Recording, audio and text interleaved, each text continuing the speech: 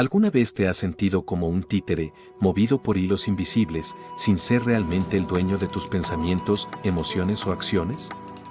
Para nosotros, estudiantes del gnosticismo, esta no es una metáfora, sino una cruda realidad que el maestro Samael Aun Weor nos invita a confrontar. Es un llamado a la más profunda introspección, a la valiente tarea de desvelar quiénes somos realmente, más allá de la máscara del ego. Muy pocos gnósticos han comprendido verdaderamente la enseñanza psicológica del maestro Samael Aun Weor. Él nos revela que no podemos hacer, que el ser no se expresa en nosotros y que estamos constantemente bajo el poder de la falsa personalidad y del ego. Esta verdad, aunque incómoda, es la llave para nuestra liberación. En su obra La Gran Rebelión, el maestro Samael nos interpela directamente. Nos dice que nadie puede experimentar la libertad mientras su conciencia permanezca embotellada en el sí mismo, en el mí mismo. Comprender este yo mismo, esta persona que creemos ser, es una tarea urgente si anhelamos la verdadera libertad interior. Esta cuestión del mí mismo, de lo que yo soy, de aquello que piensa, siente y actúa, es un misterio que debemos autoexplorar. Es fundamental para desentrañar las cadenas que nos atan. La gente no se da cuenta de que no es dueña de su propia vida, sino que está controlada por una multiplicidad de yoes internos. Cada uno de estos yoes pone en nuestra mente lo que debemos pensar, en nuestra boca lo que debemos decir, y en nuestro corazón lo que debemos sentir. Esta situación de ser controlados por el ego no es ocasional, ni exclusiva de algunos, es una condición universal que nos afecta a todos por igual. Es la raíz de nuestro sufrimiento.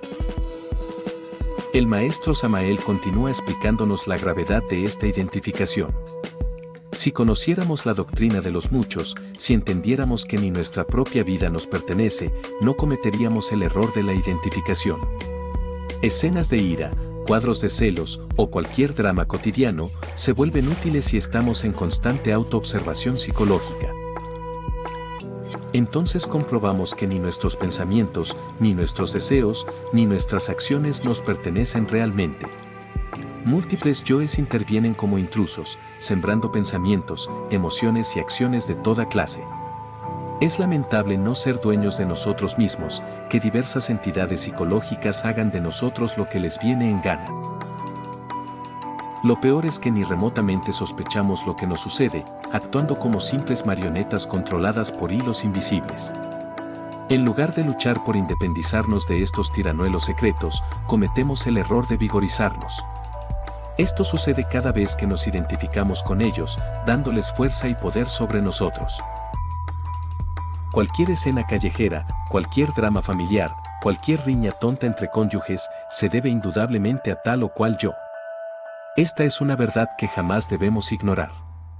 Es el primer paso para el despertar de nuestra conciencia.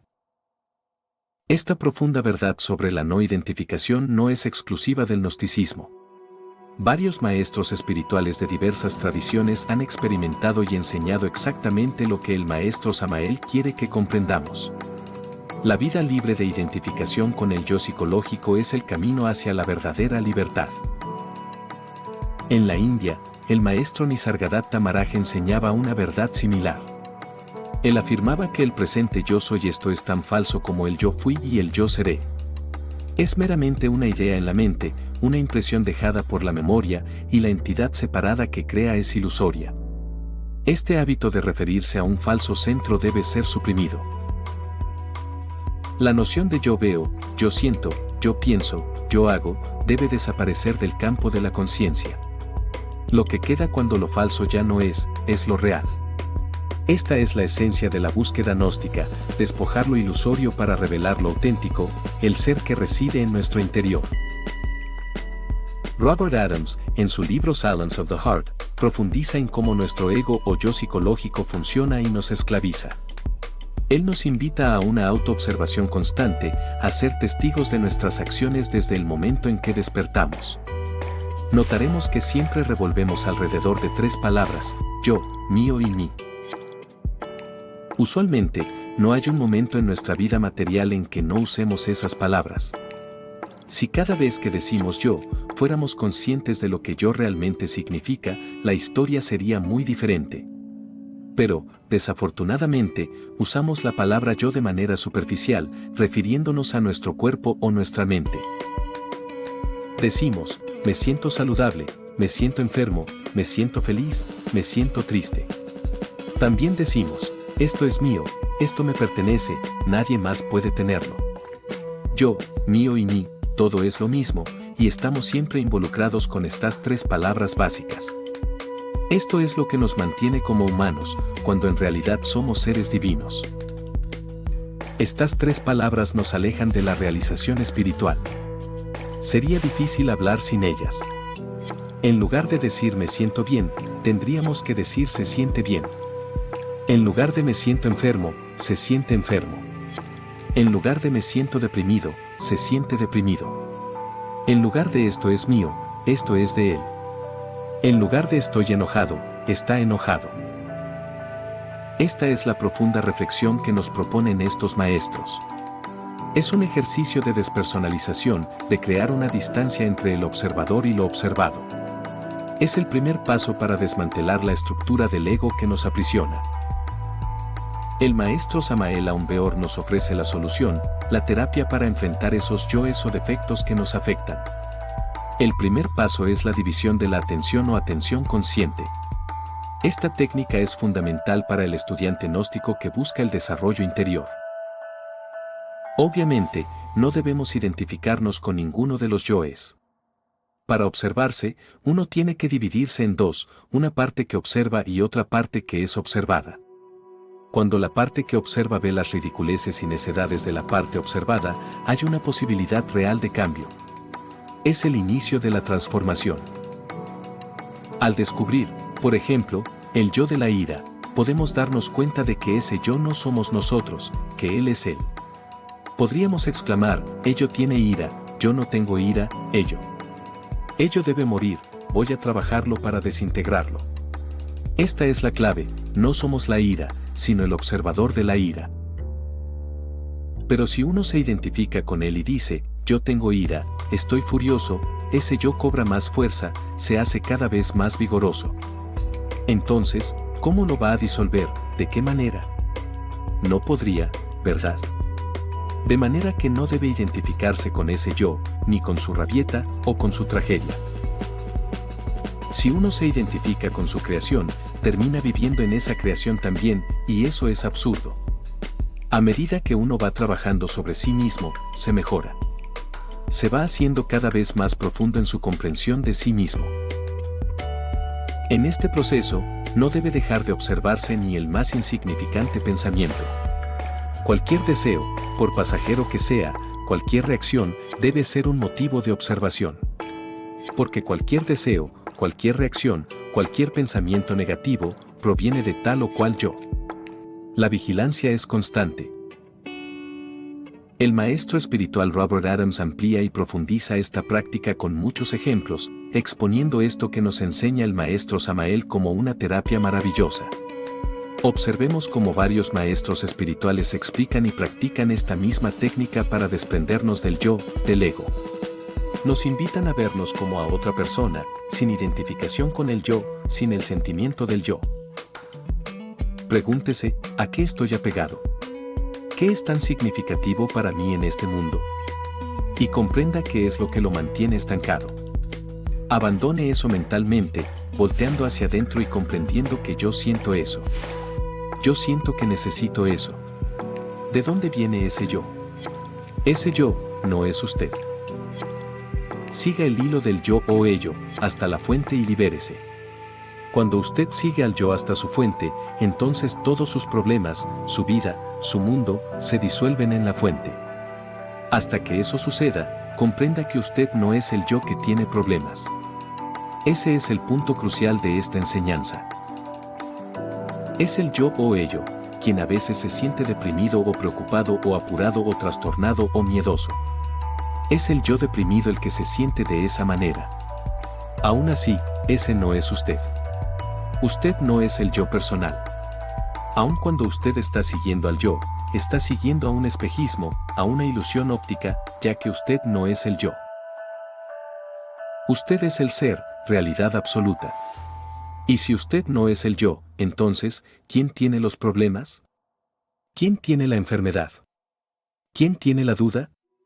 ¿Quién tiene la sospecha? ¿Quién tiene todos esos problemas mundanos? Yo los tengo, pero yo no soy el yo. Sin embargo, yo tiene el problema. ¿Ve usted a lo que me refiero? Yo tiene el problema. No yo, sino yo. En este caso, lo que soy es realidad absoluta, pura conciencia, el ser. Por lo tanto, esta es la mejor psicoterapia que se haya inventado. Ya que usted puede dar un paso hacia atrás y observar al yo personal teniendo los problemas. Usted puede entender y comprender inteligentemente que el verdadero yo, el real ser, nunca podrá tener un problema. Es imposible. Sin embargo, yo siente el problema. Usted inmediatamente se captura a sí mismo y comprende, sí, el yo siente el problema. Usted ve, no yo sino el yo siente el problema. Más tarde, usted se olvida de la enseñanza por un momento y dice, yo, me siento deprimido.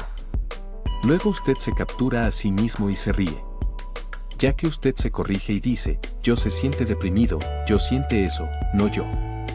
Entonces, después de un rato, usted se olvida de nuevo y piensa, me siento enfermo. Entonces usted se recuerda. Usted dice, yo se siente enfermo. No yo, sino yo. Usted hace esto todo el día. Finalmente, lo que sucederá es que usted separará a su ser de su yo. Usted ya no verá a su cuerpo como yo. Usted ya no volverá a ver a su mente como yo. Cuando usted comprende que yo, el ser, es todo en el universo, entonces usted comprende que usted no es el cuerpo y usted no es la mente. Sino que yo es el cuerpo y yo es la mente. Yo es todos los problemas. Usted se separa de sí mismo. Usted observa. Usted observa al yo teniendo todos estos problemas y muy pronto se estará riendo de sí mismo. Usted sentirá completa libertad. Si usted practica esto, le puedo asegurar que sentirá una libertad que usted nunca ha sentido antes. Usted se sentirá omnipresente. Sentirá un gozo dentro de usted. Llegará a darse cuenta de que el cuerpo no existe como un cuerpo. Usted se mirará a sí mismo y verá el cuerpo, pero usted se reirá. Esta es la promesa de la autoobservación consciente, la promesa de la liberación del yo psicológico. Es el camino hacia el despertar de la conciencia y la realización del ser. Este viaje de desprendimiento del yo psicológico es, en esencia, un camino de desarrollo interior. No se trata solo de eliminar lo negativo, sino de abrir espacio para que lo divino, el ser, se manifieste plenamente en nosotros. Es la alquimia de la conciencia, transformando el plomo del ego en el oro del espíritu. Para nosotros, estudiantes gnósticos, esta enseñanza es el corazón de nuestra práctica. Es la base para la disolución de los agregados psicológicos, para la muerte mística que precede al nacimiento del hombre solar. Cada acto de autoobservación, cada momento de no identificación, es un paso hacia la verdadera iniciación. La libertad que buscamos no está en el exterior, sino en la liberación de nuestra propia prisión interna. Es un trabajo arduo, constante, que requiere de una voluntad inquebrantable y de una honestidad brutal con uno mismo. Pero la recompensa es inconmensurable, la experiencia directa del ser, la dicha de la conciencia despierta. Queridos estudiantes, la enseñanza del maestro Samael Aun Weor, complementada por la sabiduría de otros grandes maestros, no es solo teoría. Es una guía práctica para la más profunda transformación. Te invito a no quedarte en la mera comprensión intelectual, sino a llevar estas verdades a la acción.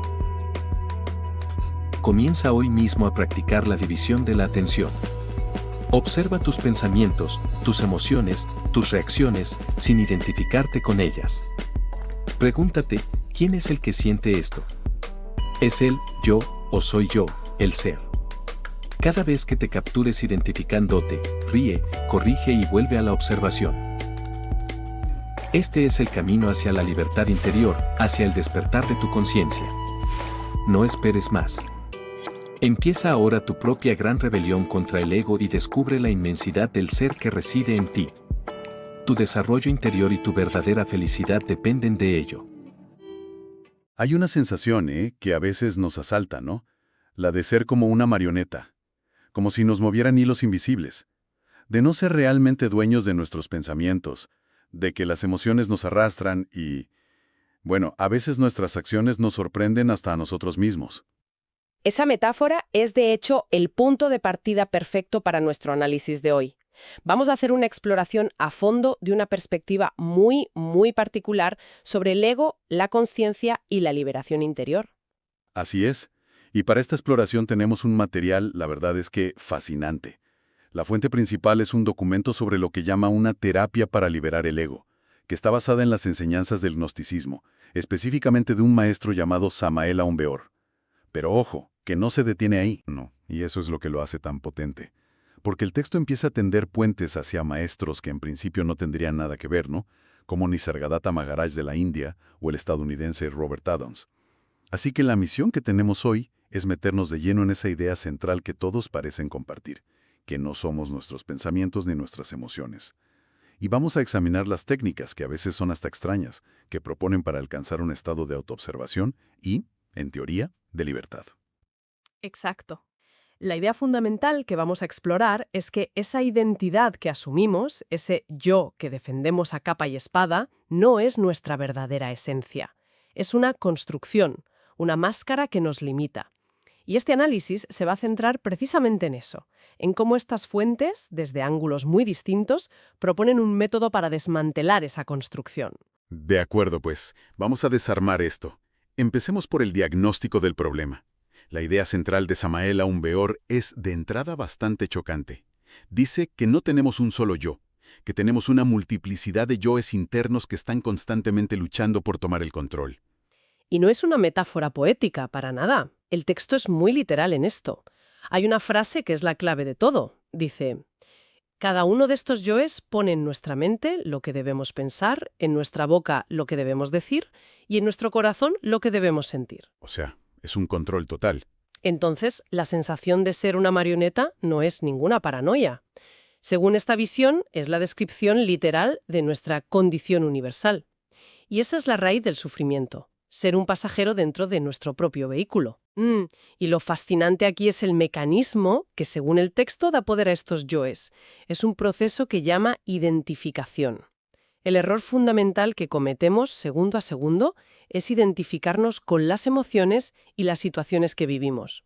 Pero, un momento, ¿acaso es posible no hacerlo? Quiero decir, si siento una ira inmensa o una tristeza profunda, esa emoción soy yo en ese momento. Parece casi una ley de la física.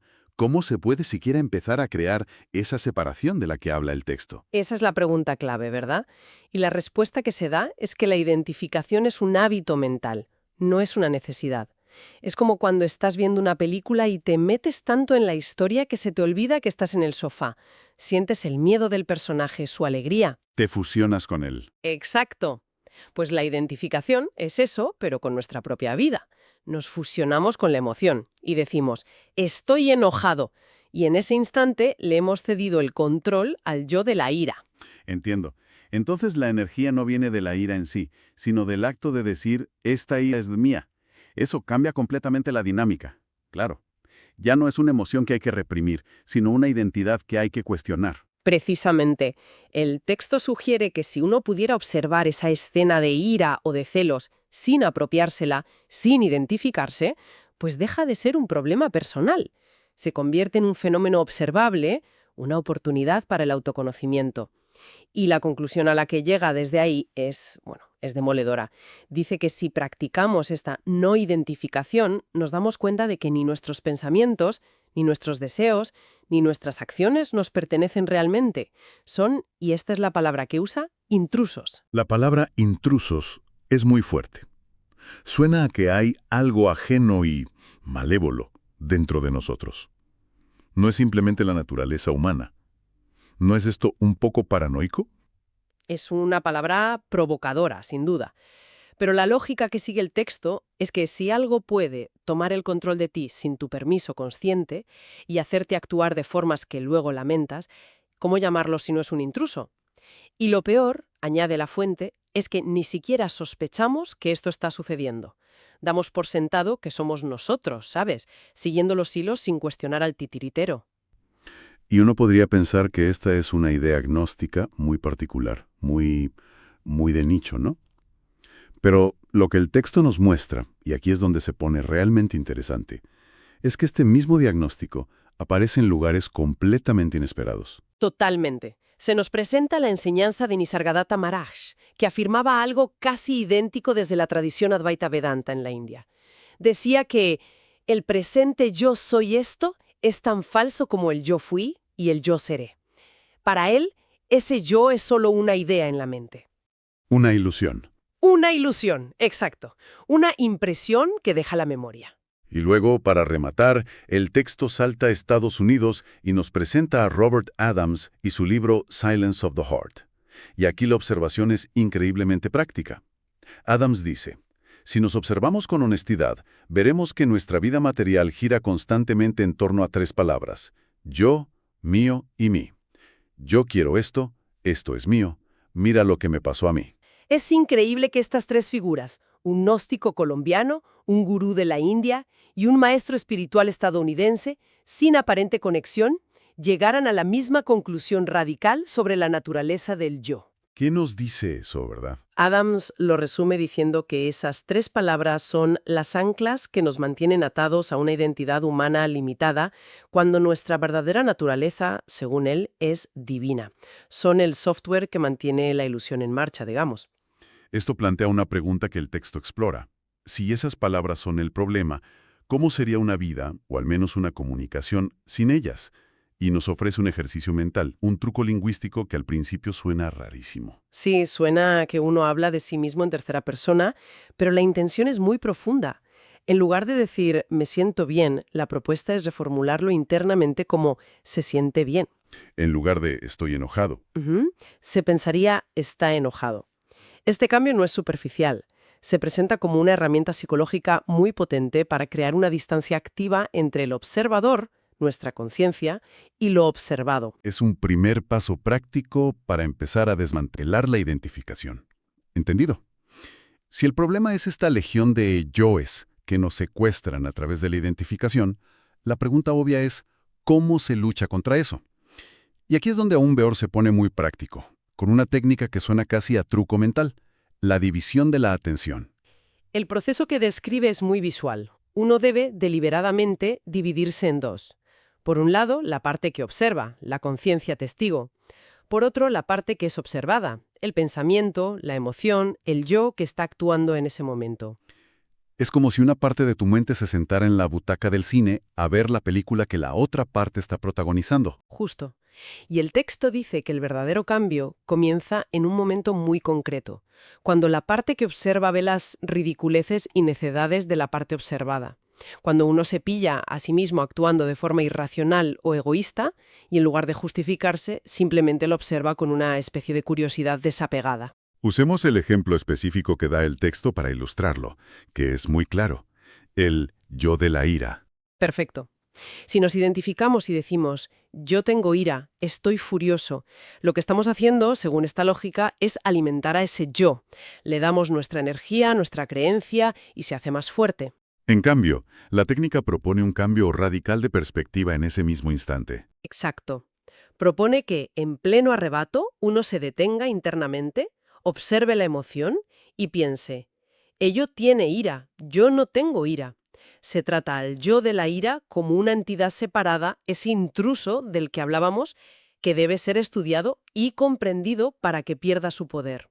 La clave es la no identificación. Claro, no es mi ira, es la ira, un fenómeno que está ocurriendo en este cuerpo y mente que yo estoy observando. Justo ahí. Y es aquí donde la conexión con Robert Adams vuelve con una fuerza tremenda. El texto lo cita diciendo que esta práctica es, y estas son sus palabras, la mejor psicoterapia que se haya inventado. Porque, como explica Adams, te permite dar un paso atrás y observar al yo personal teniendo los problemas. La premisa fundamental es que el verdadero yo, que él llama el ser o la conciencia, nunca puede tener un problema. Es conceptualmente imposible. Los problemas pertenecen al personaje, a esa construcción mental, pero no a la conciencia que lo observa todo. Lo que nos lleva a la práctica del día a día. porque todo esto suena muy bien en teoría, pero ¿cómo se aplica en el caos de la vida real? Adams, según el texto, detalla un ejercicio muy accesible. Es un proceso de 4 pasos. Primero, surge el pensamiento automático, por ejemplo, me siento deprimido. Es algo que aparece sin que lo llamemos. Segundo, y aquí viene el truco, inmediatamente uno se corrige a sí mismo. No en voz alta necesariamente, sino internamente. El yo se siente deprimido, no yo. Se traza una línea en la arena. Se distingue entre el ser observador y la sensación observada. Tercero, y este paso me parece genial. Uno se ríe de la situación. Se ríe del descubrimiento, de haberse pillado en el acto, de identificarse con una emoción pasajera. Y no es una risa de burla, sino de liberación. Es el humor de darte cuenta de lo absurdamente en serio que te estabas tomando un pensamiento. Me gusta esa analogía de descubrir que el monstruo bajo la cama era solo un calcetín. Y el cuarto paso es simplemente la repetición. Hacerlo durante todo el día. Me siento enfermo, se convierte en el yo se siente enfermo. Tengo prisa, se convierte en el yo tiene prisa. Tengo miedo, se convierte en el yo tiene miedo. Pero de nuevo, tengo que hacer de abogado del diablo. Corregirse internamente y reírse cuando uno se siente genuinamente deprimido o furioso suena casi imposible. El texto aborda lo increíblemente difícil que es tener esa presencia de ánimo en un momento de crisis real. Lo aborda no tanto justificándose, sino insistiendo en la práctica constante. No se presenta como una solución mágica que funciona la primera vez, ¿sabes? Es más como un músculo que se entrena. Al principio será casi imposible, como dices. El yo de la ira tendrá el 100% del poder. Pero quizás la 10ª vez que lo intentas, logras un 1% de separación. Y con el tiempo esa brecha crece. El texto es muy claro sobre el resultado prometido por esta práctica constante. ¿Y cuál es ese resultado? Pues primero se logra una separación real y sentida entre el ser y el yo. El cuerpo y la mente, que antes se percibían como la totalidad de nuestra identidad, dejan de ser vistos como yo y se convierten en objetos de observación, en un ello. Y segundo, imagino que se llega a la comprensión de la que hablaba Adams, que es ese yo, el personaje, el que tiene todos los problemas, no el ser. Exacto. El ser es el espacio consciente en el que los problemas aparecen y desaparecen, pero no es afectado por ellos, como el cielo no es afectado por las nubes que lo cruzan. Justo. El resultado final que se describe es una sensación de libertad completa, de omnipresencia y de gozo. Uno empieza a observar el cuerpo y sus dramas, las emociones de la mente, pero sin la angustia de la identificación. Es casi como ver una película. El texto dice que uno se mira a sí mismo, ve el cuerpo con sus achaques y sus dramas, pero se ríe, porque sabe que no es eso. Se ha cortado el hilo de la marioneta. Entonces, volviendo al punto de partida, ¿qué significa todo esto en el contexto gnóstico original de Samael Aun Weor? Porque el texto deja claro que esto no es solo una técnica de bienestar o de gestión del estrés al estilo moderno. Para nada. En la visión gnóstica, esta práctica es el camino hacia lo que llaman la muerte mística del ego. No se trata de mejorar al yo o de hacerlo más feliz. Se trata de desintegrarlo por completo. Es un paso necesario, fundamental, para el nacimiento de una conciencia superior que describen con términos como el hombre solar. Es una alquimia de la conciencia, entonces. Eso es, disolver el plomo del ego para que pueda manifestarse el oro del espíritu. Así que, en resumen, el viaje que proponen estas fuentes, a pesar de sus orígenes tan diferentes, es el mismo: pasar de ser la marioneta controlada por una legión de yoes a convertirse en el observador consciente y silencioso que está detrás de todo el espectáculo. Y la herramienta principal, repetida una y otra vez, es la autoobservación implacable y la práctica deliberada de la no identificación. Usando incluso estos pequeños trucos lingüísticos como recordatorios constantes para no volver a caer en el sueño. La invitación final del texto es muy directa, casi un desafío. Nos dice que no nos quedemos en la teoría, que no basta con entender esto intelectualmente, que la única forma de verificarlo es llevar estas ideas a la práctica diaria, empezar a observar, aquí y ahora. Y para terminar, me gustaría dejar una idea para la reflexión, que se deriva de las propias preguntas que plantea el texto. Las fuentes nos invitan a seguir el hilo del yo hasta su origen. Nos animan a preguntarnos, cuando sentimos un deseo intenso o un miedo profundo, ¿quién es el que desea? ¿Quién es el que teme? rastrear al culpable, por así decirlo. Investigar la fuente de los hilos que nos mueven. Justo. Y esto nos lleva a una pregunta final, quizás la más profunda de todas, que estas fuentes dejan flotando en el aire. Si, como sugieren estas enseñanzas, el yo que experimenta los problemas, la depresión, la ansiedad, la ira, es en última instancia una ilusión, una construcción mental, ¿qué sucede con los problemas mismos cuando esa ilusión se disuelve? ¿Son tan reales y sólidos como se sienten? ¿O son también parte del espejismo que estamos aprendiendo a observar desde la distancia?